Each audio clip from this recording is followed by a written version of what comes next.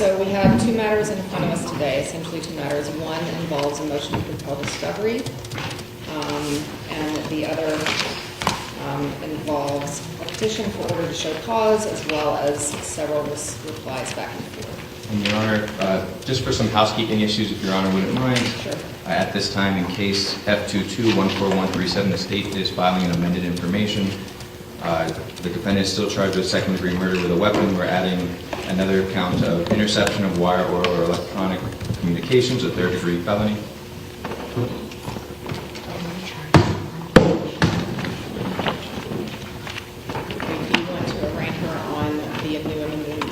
Can we see it? We've never been notified of it. We've never seen it, which seems to be typical these days. All right, no, we're not going to have any of that here. If we're going to do any of the inappropriate comments or grandstanding, we're going to hold off on the hearing today. Your Honor, while they look at that also, the state is also filing discovery with the court. And just like that, the judge sets the tone. Before diving into the legal issues, she's laying down one rule: professionalism. That's more significant than it sounds. Judges have broad authority to maintain courtroom decorum, and even subtle jabs between attorneys can derail a hearing. Do you think the judge was sending a message based on prior courtroom behavior, or just making sure things didn't spiral? Handing over to defense a copy of the filing, as well as it's the warrants judge that created the new case. All right, Mr. Creato, you did hear me just now, right? Yeah, I did, Judge. Okay, so we're going to keep it purely professional, and that includes everybody in the courtroom. So if it's not kept professional, then we're going to shut the hearing down today, and we'll do it on another day when it can be professional. Okay? Understood, Judge. Thank you. So no throwaway comments. Right. With that, Judge, on behalf of Ms. Clenney, we're enter a plea of not guilty, demand discovery, and request trial by jury. Okay, thank you. And Your Honor, with that being said, we do have an information for the new case. If we can address it at the very end, or we can do it right now. It's up to Your Honor. You can go ahead and address it right now. All right. So, in case F242015, the state is filing a consolidated information, consolidating F242016, F242169. It is making defendant A, Kim Dwayne Clenney, defendant B, Deborah Clenney, defendant C, Courtney Clenney.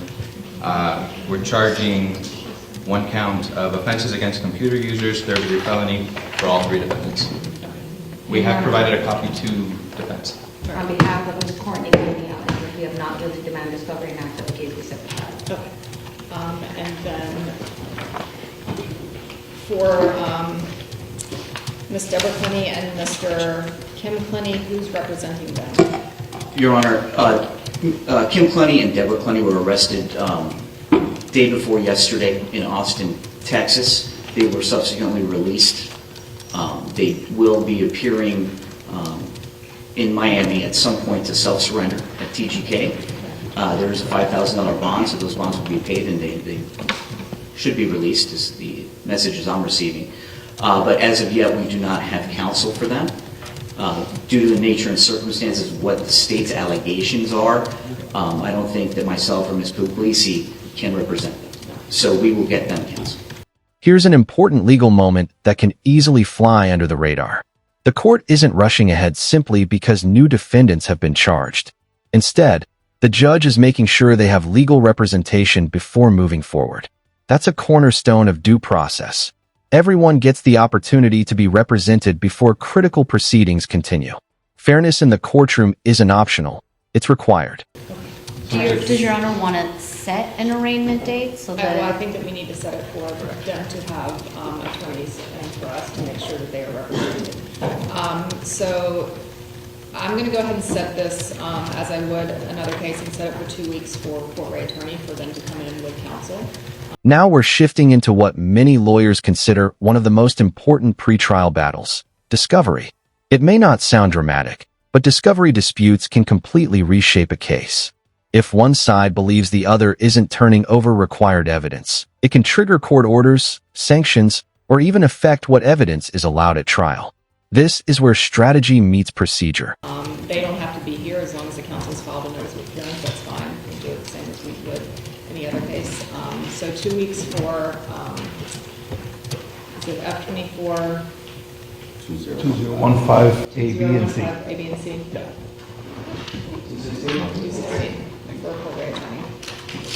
And you want the C to travel along with them, Judge, even though it was arraignment? An arraignment will be scheduled that same day. Yes. All right, so then let's go back to Ms. Clenney's case. For the motion, we're going to start with a motion to compel discovery, because I think that that's going to be potentially more straightforward, but we shall see. All right, so this is the state's motion to compel reciprocal discovery based on some things that have been turned over, some things that have not been turned over. So let's discuss what you are seeking at this point. Judge, the rules of discovery are clear that the defendants have an obligation to, just like the state does, to affirmatively provide discovery within 15 days. There are, among those witness lists, reports, statements that are made by those listed witnesses. Some discovery since the state's initial filing in December has been provided. We received a video that we were requesting for over 30 days. That video was removed, had audio removed. Notice how the prosecutor keeps emphasizing discovery obligations. In criminal cases, discovery isn't supposed to be a game of hide and seek. Once the defense elects reciprocal discovery under the applicable rules, certain information, including witness materials and expert-related evidence, may have to be disclosed. The real question is whether everything the prosecution is requesting actually falls within those legal requirements. Where would you draw the line? There's clear communications in the video. Those are statements of those people. We are entitled to that. The defense, for example, yesterday amended discovery listing witnesses. That's perfectly fine. I provided the court a copy via email. So again, they just have to provide a list 15 days upon these witnesses becoming witnesses, assuming.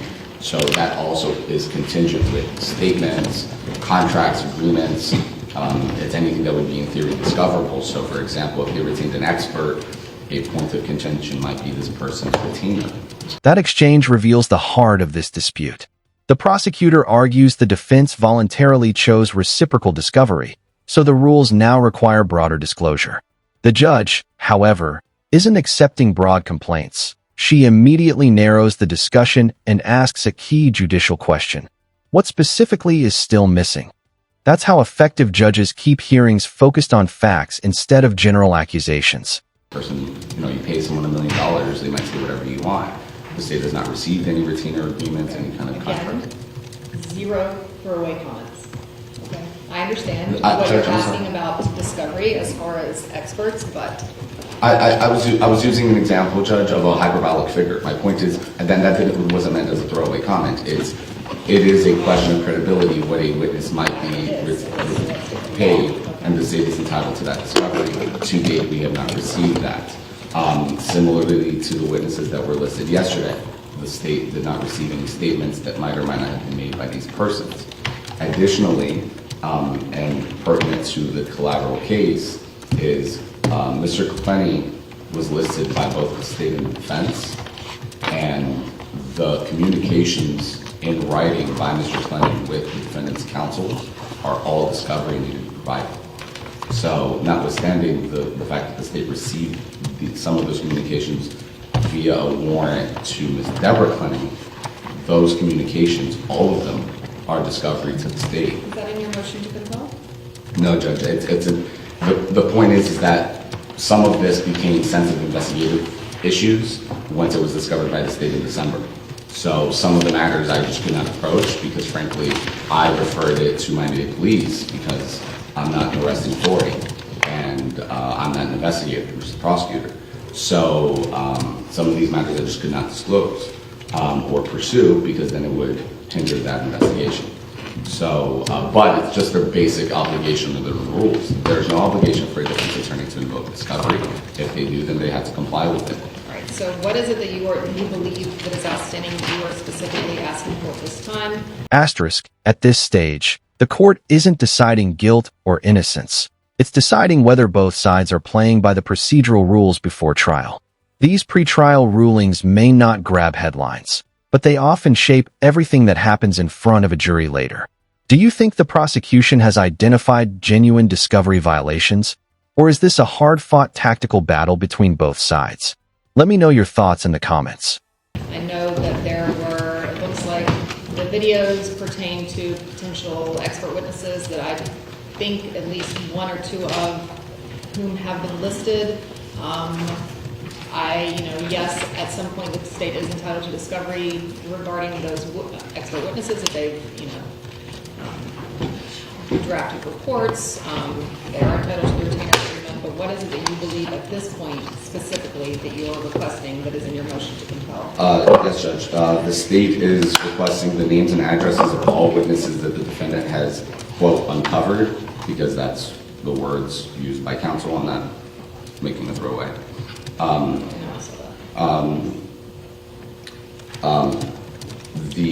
That were present for any of these recordings, a list of the individuals that were present for the recordings that were made and provided. Specifically, there's several set of videos, but the studio video, for lack of a better term, one where there were 5 different takes, and there was a secondary video that looked to be outside. I don't know if that was only the defense's expert or other persons there recording it. Those people are pertinent for any discovery. The audio of the videos that were already provided. Anyone that was involved in the editing of those recordings as well. Particularly some videos were in slow motion. I don't know if that was a subsequent edit or anything else. That's obviously pertinent discovery. And then actually in the last line of our reply, I put statements and reports of any of the witnesses by the defense that exist in their care, custody, and control. That, and the state would just piggyback, since they amended the discovery yesterday with some witnesses, whoever those witnesses are, if there are statements of those people.